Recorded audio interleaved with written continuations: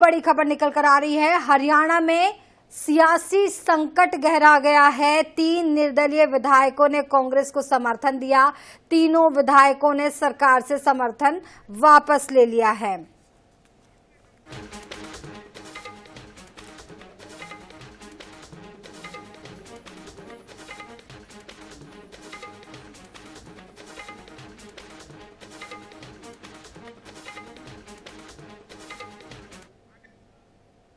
अड़तालीस विधायकों की लिस्ट दी थी, उसमें से कुछ विधायकों के तो इस्तीफे हुए हैं क्योंकि वो लोकसभा चुनाव लड़ रहे हैं और कुछ निर्दलीय विधायकों ने आज भाजपा से समर्थन वापस लेकर कांग्रेस पार्टी को समर्थन देने का काम किया है। ऐसे में अल्पमत के विधायक को कोई नैतिक अधिकार नहीं। अरविंद केजरीवाल को आज जमानत दी गई है।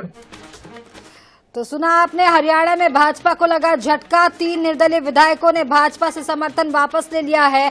हरियाणा में उन्होंने कांग्रेस में बाहर से समर्थन देने का ऐलान कर दिया है। साथ ही आने वाले विधानसभा चुनाव में भी कांग्रेस के साथ रहने की बात कही है। 3 विधायक रोहतक पहुंचे हैं। यहां उन्होंने नेता प्रतिपक्ष भूपेंद्र सिंह हुड्डा के साथ प्रेस कॉन्फ्रेंस की है। वहीं एक और निर्दलीय विधायक के बारे में समर्थन वापस लेने की चर्चा है और उनका अभी इंतजार हो रहा है। तो आपको बता दें कि चंडीगढ़ से ये बड़ी खबर निकल कर आ रही है। सियासी उठापटक लगातार जारी है। हरियाणा में सियासी संकट गहरा गया है। नेता प्रतिपक्ष भूपेंद्र सिंह हुड्डा और कांग्रेस अध्यक्ष उदय भान भी प्रेस वार्ता में मौजूद हैं। विधायकों ने नायब सिंह सैनी के नेतृत्व में चल रही हरियाणा सरकार से अपना समर्थन वापस लेते हुए महंगाई बढ़ने और बेरोजगारी का मुद्दा उठाया है। विधायकों ने समर्थन वापस लेकर नायब सिंह सैनी सरकार को संकट में डाल दिया है। कुछ दिन पहले ही भाजपा सरकार ने बहुमत साबित किया था। तो आपको बता दें कि इस वक्त ये बड़ी खबर निकल कर आ रही है और इस खबर से भाजपा को झटका लगा है। हरियाणा में 3 निर्दलीय विधायकों ने भाजपा से समर्थन वापस ले लिया। जो उनके खराबे का मुआवजा था, पूर्व की सरकार ने, कांग्रेस की सरकार रही, केंद्र के अंदर भी रही, प्रदेश में भी रही, मात्र 1100 करोड़ रुपया उन्होंने किसान की फसल के खराबे का 2 रुपए का चेक देते थे, 5 रुपए का मजाक करते थे किसान के साथ। और मोदी जी ने प्रधानमंत्री फसल बीमा योजना चलाई। हमारी इस डबल इंजन की सरकार ने पिछले 9.5 वर्षों के अंदर 12,500 करोड़ रुपया किसान की फसल के खराबे का पहुंचाने का काम किया है। एक बड़ा काम किसान को। और हरियाणा के अंदर अगर हम देखें, किसान की 14 अन्य फसलें भी एमएसपी पर खरीदने का काम हमारी सरकार कर रही है। अगर हम हरियाणा की बात, तो सुना आपने, ये सीएम है हरियाणा के नायब सिंह सैनी। निर्दलीय विधायकों की ओर से बीजेपी से समर्थन वापस लिए जाने के बाद हरियाणा में बहुमत का गणित अब बिगड़ गया है। 90 सीटों वाले हरियाणा विधानसभा में बहुमत का आंकड़ा 46 है। बीजेपी के पास 41 विधायक है, जबकि 6 निर्दलीय विधायकों का भी समर्थन प्राप्त था। अब तक 6 निर्दलीय विधायकों का समर्थन प्राप्त था। इनमें से 3 ने अब समर्थन वापस ले लिया है। पवन सिवर हमारे साथ इस वक्त संवाददाता जुड़ रहे हैं। पवन, आपसे जानना चाहेंगे, ये सियासी गणित जो है हरियाणा का वो बिगड़ चुका है, क्या कुछ पूरा मामला है? विस्तार से आपसे जानना चाहेंगे। जी बिल्कुल, हरियाणा की राजनीति की अगर हम बात करें तो हरियाणा में 3 निर्दलीय जो विधायक हैं उन्होंने आज कांग्रेस को समर्थन दिया है और भारतीय जनता पार्टी की सरकार से उन्होंने अपना समर्थन वापस लिया है। इसके बाद एक सियासी सुगबुगाहट हरियाणा में शुरू हुई है। विधानसभा का जो गणित है उसके ऊपर चर्चा और जो है वो मंथन शुरू हुआ है। हालांकि सरकार फिलहाल अल्पमत में आ चुकी है, ऐसी स्थिति जरूर नहीं बनी है, लेकिन सरकार की अल्पमत की स्थिति को लेकर विपक्ष अब सवाल कर रहा है और नेता विपक्ष पूर्व मुख्यमंत्री भूपेंद्र सिंह हुड्डा कह रहे हैं कि सरकार को अब जो वो भंग कर देना चाहिए, हरियाणा में राष्ट्रपति शासन लागू कर देना चाहिए, जबकि सरकार की तरफ से दावा है कि उनके पास पूर्ण तरह से बहुमत है। अगर हम विधानसभा के गणित की बात करें तो बीजेपी के पास इस वक्त 40 विधायक हैं। इससे पहले जो मुख्यमंत्री थे मनोहर लाल, वो इस्तीफा दे चुके हैं। इसके अलावा एक जो सरकार को समर्थन करने वाले निर्दलीय विधायक थे रणजीत सिंह चौटाला, वो चुनाव लड़ रहे हैं, भारतीय जनता पार्टी में शामिल हो चुके हैं, इसलिए उनका भी इस्तीफा हो चुका है। ऐसे में बीजेपी के पास अब 2 निर्दलीय विधायकों का समर्थन है। एक जो है वो हरियाणा लोकहित पार्टी, जो हरियाणा में हलोपा पार्टी है जिसके विधायक गोपाल कांडा है, उनका समर्थन है।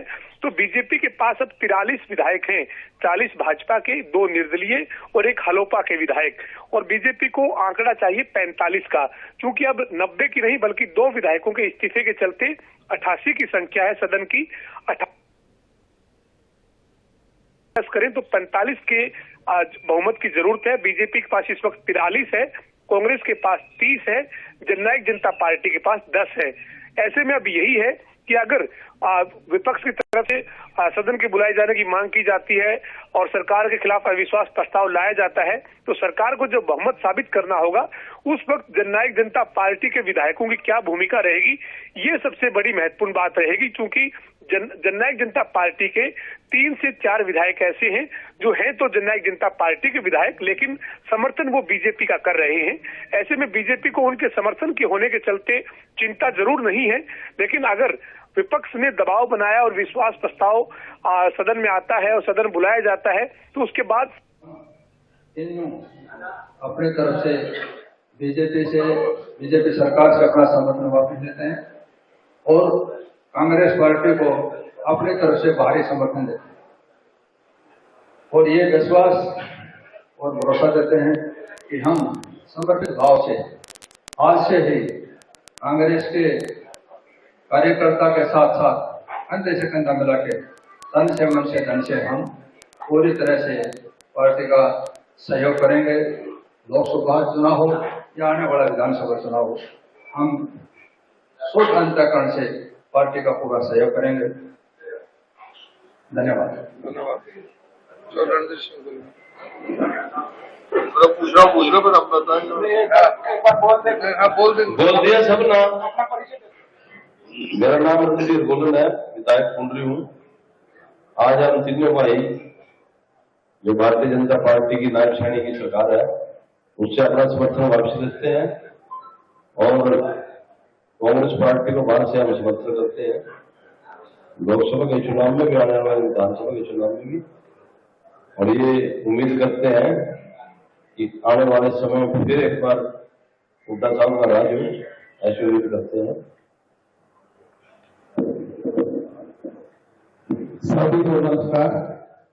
मैं धर्मपाल मुंदर, विधायक निगोपेडी। हरियाणा में जो भारतीय जनता पार्टी की सरकार है, उससे आज हम समर्थन वापस लेते हैं और कांग्रेस को बाहर से समर्थन देते हैं। हम अपने तन मन से पूरे प्रयास से पार्टी में समर्पित हैं और ज्यादा से ज्यादा हम काम करेंगे। धन्यवाद। कोई क्वेश्चन पूछना पूछो भाई। सवाल है कि किस लिए आपने समर्थन वापस? देखिए, हम पिछले 4.5 वर्षों से निर्दलीय चुनकर आए थे और हमेशा हमने ईमानदारी से भारतीय जनता पार्टी को